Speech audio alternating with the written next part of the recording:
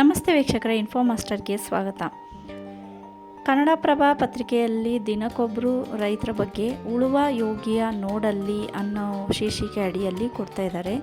ಇದು ದಿನಕ್ಕೊಬ್ಬರು ರೈತರ ಬಗ್ಗೆ ಕೊಡ್ತಾರೆ. ಅವರ ಯಶೋಗಾಥೆ, ಅವರು ಹೇಗೆ ವ್ಯವಸಾಯ ಮಾಡ್ತಾಯಿದ್ದಾರೆ, ಎಷ್ಟು ಜಮೀನಿದೆ, ಏನೆಲ್ಲ ಮಾಡ್ತಾಯಿದ್ದಾರೆ, ಯಾವ ರೀತಿಯ ವ್ಯವಸಾಯ ಮಾಡ್ತಾಯಿದ್ದಾರೆ ಅಂತೆಲ್ಲ ಡೀಟೇಲಾಗಿ ಕೊಡ್ತಾ ಇದ್ದಾರೆ. ಇದನ್ನು ನಾನಿಲ್ಲಿ ಓದಿ ಹೇಳ್ತಾ ಇದ್ದೀನಿ. ದೇಶದ ಗಡಿ ದಾಟಿದ ನೇಂದ್ರ ಬಾಳೆಯ ಘಮ. ಇಂಜಿನಿಯರ್ ಬೆಳೆದ ಬಾಳೆ ದುಬೈ ತಲುಪಿತು. ನಂಜನಗೂಡು ತಾಲೂಕು ಬಿದ್ರಗೂಡು ಯುವಕ ವಿನಯ್ ಯಶೋಗಾಥೆ. ಯಾಕೆ ನಾನು ಇಲ್ಲಿ ಇದನ್ನು ಪತ್ರಿಕೆಯಲ್ಲಿ ಬಂದಿರೋದನ್ನು ಓದಿ ಹೇಳ್ತಾ ಇದ್ದೀನಿ ಅಂತ ಅಂದರೆ, ನಾವು ಇದರಲ್ಲಿ ಕೊಟ್ಟಿರುವಂಥ ಡೀಟೇಲ್ಸ್ ಏನಿದೆ ಅವರು ರೈತರ ಬಗ್ಗೆ, ಆ ರೈತರ ಕುರಿತಾಗಿ ಅದನ್ನು ಬೇರೆ ರೈತರು ಅಥವಾ ನಿಮ್ಮ ಸಂಬಂಧಿಕರು, ನೀವೇ ರೈತರಾಗಿರ್ಬೋದು, ನಿಮ್ಮ ರಿಲೇಟಿವ್ಸು, ಫ್ರೆಂಡ್ಸು, ಫ್ಯಾಮಿಲಿ ಯಾರಾದರೂ ರೈತರು ಇರ್ಬೋದು, ನಿಮಗೆ ಗೊತ್ತಿರೋರು, ಕಷ್ಟಪಡ್ತಾ ಇರೋರು, ಅಥವಾ ಅವರ ಬೆಳೆ ಬೆಳೀತಾ ಇದ್ದಾರೆ, ಅದಕ್ಕೆ ತಕ್ಕ ರೇಟು ಸಿಗ್ತಾ ಇಲ್ಲ ಅನ್ನೋಂಥವ್ರು, ಹೇಗೆ ನಾವು ಜಮೀನಿದೆ ಆದರೆ ಹೇಗೆ ಅದನ್ನು ಬಳಸ್ಕೋಬೇಕು, ಹೇಗೆ ನಾವು ಶ್ರೀಮಂತರಾಗಬೇಕು, ಆ ದುಡ್ಡು ಹೇಗೆ ಸಂಪಾದಿಸಬೇಕು ಜಮೀನಿಂದ, ಮಾಮೂಲಿ ಬೆಳೆ ಬೆಳೆಯೋದಲ್ಲದೆ ಅಂತ ತಿಳ್ಕೊಳ್ಳೋರಿಗೂ ಕೂಡ ಇದು ಉಪಯೋಗ ಬರಲಿ ಅಂತ ನಾನು ಇಲ್ಲಿ ಓದಿ ಹೇಳ್ತಾ ಇದ್ದೀನಿ.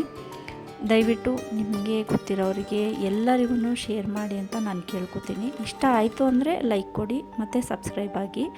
ಇಷ್ಟ ಆಗಿಲ್ಲ ಅಂದ್ರೂ ದಯವಿಟ್ಟು ಶೇರ್ ಮಾಡಿ. ಬನ್ನಿ ಈಗ ಇದು ವಿಷಯಕ್ಕೆ ಬರೋಣ. ನಂಜನಗೂಡು ತಾಲೂಕು ಬಿದರಗೂಡಿನ PR ನಂದೀಶ್ ಅವರ ಪುತ್ರ BN ವಿನಯ್ ಎಲೆಕ್ಟ್ರಾನಿಕ್ಸ್ ಮತ್ತು ಕಮ್ಯುನಿಕೇಷನ್ಸ್ ಡಿಪ್ಲೊಮಾ ಮಾಡಿದರು. ಒಬ್ಬನೇ ಮಗ ಆಗಿರೋದ್ರಿಂದ ಮುಂದೆ ಓದಲು ಆಗದೆ ತಂದೆ ತಾಯಿ ಸೇವೆ ಮಾಡ್ತಾ ಕೃಷಿಯಲ್ಲಿ ನಿರತರಾಗಿದ್ದಾರೆ. ಇವರು ಬೆಳೆದ ನೇಂದ್ರ ಬಾಳೆ ಕೇರಳದ ಮೂಲಕ ದುಬೈಗೆ ರಫ್ತಾಗ್ತಾ ಇರೋದು ವಿಶೇಷನೇ. 1ರಿಂದ 7ನೇ ತರಗತಿವರೆಗೆ ಅಜ್ಜಿ ಊರು ಕಾಮಗೆರೆ. ಮೈಸೂರಿನ KRS ರಸ್ತೆಯಲ್ಲಿ ಮಾಂಡವಿ ಮೋಟಾರ್ಸ್ ಬಳಿ ಇರುವ ರೋಟರಿ ಶಾಲೆಯಲ್ಲಿ ಪ್ರೌಢಶಾಲೆ. JSS ಪಾಲಿಟೆಕ್ನಿಕ್ನಲ್ಲಿ ಡಿಪ್ಲೊಮಾ ಓದಿದ ವಿನಯ್ 4 ವರ್ಷ TVS ಕಾರ್ಖಾನೆಯ ಗುಣಮಟ್ಟ ವಿಭಾಗದಲ್ಲಿ ಕೆಲಸ ಮಾಡಿದರು. ಮುಂದೆ ಲ್ಯಾಟ್ರಲ್ ಎಂಟ್ರಿ ಪಡೆದು ಎಂಜಿನಿಯರಿಂಗ್ ಮಾಡುವ ಕನಸಿತ್ತು. ಆದರೆ ತಂದೆ ಅನಾರೋಗ್ಯಕ್ಕೀಡಾಗಿದ್ದರಿಂದ ಕೃಷಿ ಮಾಡಲು ಯಾರೂ ಇರಲಿಲ್ಲ. ಹೀಗಾಗಿ ತಂದೆ ತಾಯಿ ನೋಡಿಕೊಳ್ಳುವುದರ ಜೊತೆಗೆ ಕೃಷಿಯಲ್ಲಿ ಕೂಡ ವಿನಯ್ ತೊಡಗಿಸಿಕೊಂಡಿದ್ದಾರೆ. ವೀಕ್ಷಕರೇ, ಇಲ್ಲೇ ನೋಡಿ ತೊಂದರೆ ಆಗೋದು ಅಂದರೆ, ಈಗ ಅಪ್ಪ ಅಮ್ಮ ಕೃಷಿಕರಾಗಿದ್ದರು, ನಾವು ವಿದ್ಯಾವಂತರಾಗಿದ್ದೀವಿ, ಕೆಲಸನೇ ಬೇಕು ಅಂತ ಹೇಳಿಬಿಟ್ಟು ಜಮೀನನ್ನ ಮಾರ್ಕೊಳ್ಳೋರು ಎಷ್ಟೋ ಜನ ಇದ್ದಾರೆ. ಜಮೀನಿಗೆ ಬೆಲೆ ಬಂತು, ಅದನ್ನು ಸೈಟಾಗಿ ಕನ್ವರ್ಟ್ ಮಾಡಿದರೆ ಬೇಜಾನ್ ದುಡ್ಡು ಬರುತ್ತೆ ಅಂತಲೂ ಮಾರ್ಕೊತಾರೆ. ಆದರೆ ಇವರು ಹಾಗೆ ಮಾಡಲಿಲ್ಲ ನೋಡಿ. ಅವರು ಕೃಷಿ ಭೂಮಿನ ಕೈ ಬಿಡಲಿಲ್ಲ. ಅವರಿಗೆ 7 ಎಕರೆ ಜಮೀನಿದೆ, 2 ಕೊಳವೆ ಬಾವಿ ಇದೆ. ತೋಟಗಾರಿಕೆ ಬೆಳೆಗಳಿಗೆ ಹೆಚ್ಚಿನ ಆದ್ಯತೆ ನೀಡಿದ್ದಾರೆ. ಈ ಬೆಳೆಗಳ ನಡುವೆಯೇ ಮನೆಗೆ ಬೇಕಾದ ಭತ್ತ ಬೆಳೆಯುತ್ತಾರೆ. ಇವರ ಜಮೀನಿನಲ್ಲಿ ಅಡಿಕೆ, ತೆಂಗು, ಬಟರ್ ಫ್ರೂಟ್, ಪಪ್ಪಾಯ, ಬಾಳೆ, ಸೀಬೆ, ಕರಿಬೇವು, ಸಿಲ್ವರ್, ನಾಟಿ, ಸಿದ್ಧ, ರುದ್ರಾಕ್ಷಿ, ಹಲಸು, ನಿಂಬೆ, ಸಪೋಟ, ಮೂಸಂಬಿ, ದಾಲ್ಚಿನ್ನಿ, ಹಿರಳಿಕಾಯಿ ಮುಂತಾದ ಮರಗಳಿವೆ. ಇಲ್ಲಿ ಎಷ್ಟೆಷ್ಟು ಮರ ಯಾವ್ಯಾವುದು ಅಂತಲೂ ಕೊಟ್ಟಿದ್ದಾರೆ. ನಾನು ಬರೀ ಮರಗಳ ಹೆಸರು ಮಾತ್ರ ಹೇಳ್ತಾ ಇದ್ದೀನಿ. ಆಗಾಗ್ಗೆ ನಾಗನಹಳ್ಳಿ ಕೃಷಿ ವಿಸ್ತರಣಾ ಶಿಕ್ಷಣ ಕೇಂದ್ರಕ್ಕೆ ಭೇಟಿ ನೀಡಿ ಮುಖ್ಯಸ್ಥರಾದ C. ರಾಮಚಂದ್ರ ಅವರಿಂದ ಸಲಹೆ ಸೂಚನೆ ಪಡೆಯುತ್ತಿರುತ್ತಾರೆ. ಮಣ್ಣು ಪರೀಕ್ಷೆ ಮಾಡಿಸಿ ಫಲವತ್ತತೆ ಕಾಪಾಡುತ್ತಾರೆ. ನೀರಿನ ನಿರ್ವಹಣೆ ಮಾಡುತ್ತಾರೆ. ಕೃಷಿ ಇಲಾಖೆಯಿಂದ ತುಂತುರು ನೀರಾವರಿ ಸೌಲಭ್ಯಕ್ಕಾಗಿ ಸಹಾಯಧನ ಪಡೆದಿದ್ದಾರೆ. ಮೊದಲು 2 ಹಸು ಕುರಿಗಳು ಇದ್ದವು.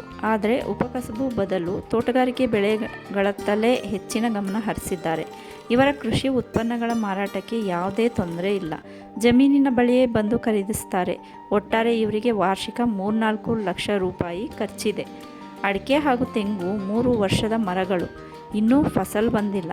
ಹೀಗಾಗಿ ಇತರೆಲ್ಲ ಬೆಳೆಗಳಿಂದ ನಿವ್ವಳ ಆದಾಯ 5 ಲಕ್ಷ ರೂಪಾಯಿ ಸಿಗುತ್ತಿದೆ. ಇವರಿಗೆ 2023ನೇ ಸಾಲಿನಲ್ಲಿ ಬೆಂಗಳೂರಿನ GKVKಯಲ್ಲಿ ನಡೆದ ಕೃಷಿ ಮೇಳದಲ್ಲಿ ನಂಜನಗೂಡು ತಾಲೂಕು ಮಟ್ಟದ ಯುವ ಪ್ರಗತಿಪರ ರೈತ ಪ್ರಶಸ್ತಿ ನೀಡಲಾಗಿದೆ. ಇವರು ಹೇಳುವಂತೆ, ವ್ಯವಸಾಯ ಮಾಡಬೇಕಾದ್ರೆ ತುಂಬ ತಾಳ್ಮೆ ಬೇಕು. ನಾನು ಡಿಪ್ಲೊಮಾ ಮಾಡಿದ್ದು ಎಂಜಿನಿಯರಿಂಗ್ ಮಾಡುವ ಕನಸಿತ್ತು. ಆದರೆ ಮನೆಯ ಪರಿಸ್ಥಿತಿ ಅದಕ್ಕೆ ಅವಕಾಶ ಮಾಡಿಕೊಡಲಿಲ್ಲ. ಆದರೆ ನಾನು ಬೆಳೆದ ನೇಂದ್ರ ಬಾಳೆ ಕೇರಳ ವಿಮಾನ ನಿಲ್ದಾಣದ ಮೂಲಕ ದುಬೈ ತಲುಪಲು ಖುಷಿ ನೀಡಿತ್ತು. ವಿಮಾನ ನಿಲ್ದಾಣ ಕಾರ್ಗೋ ವಾಹನವೇ ಜಮೀನಿನ ಬಳಿ ಬಂದಿತ್ತು. ವಿನಯ್ ಅವರು ಇದನ್ನು ಹೇಳಿರೋದು. ವಿನಯ್ ಅವರ ವಿಳಾಸ ಹೀಗಿದೆ: BN ವಿನಯ್, ಬಿನ್ PR ನಂದೀಶ್, ಬಿದರ್ಗೂಡು, ಚಿಕ್ಕಯ್ಯನ ಛತ್ರ ಹೋಬಳಿ, ನಂಜನಗೂಡು ತಾಲೂಕು, ಮೈಸೂರು ಜಿಲ್ಲೆ. ಇವರ ಮೊಬೈಲ್ ಸಂಖ್ಯೆ 8310520992. ಹೆಚ್ಚಿನ ಮಾಹಿತಿಗಾಗಿ ದಯವಿಟ್ಟು ವಿಡಿಯೋನು ಆದರೂ ಪಾಸ್ ಮಾಡಿ ನೋಡಿ ಅವ್ರನ್ನ ನಂಬರು ವಿಳಾಸನ, ಇಲ್ಲ ನಾನಿಲ್ಲಿ ಹೇಳಿದ್ದನ್ನಾದರೂ ಕೇಳಿಸ್ಕೊಂಡು ಸೇವ್ ಮಾಡಿ ಇಟ್ಕೊಳ್ಳಿ. ನಾಳೆ ಮತ್ತೊಬ್ಬ ರೈತನ ಉಳುವ ಯೋಗಿಯ ನೋಡಲಿ ಭಾಗದಲ್ಲಿ ನೋಡುವ. ಸ್ನೇಹಿತರೆ, ಧನ್ಯವಾದಗಳು.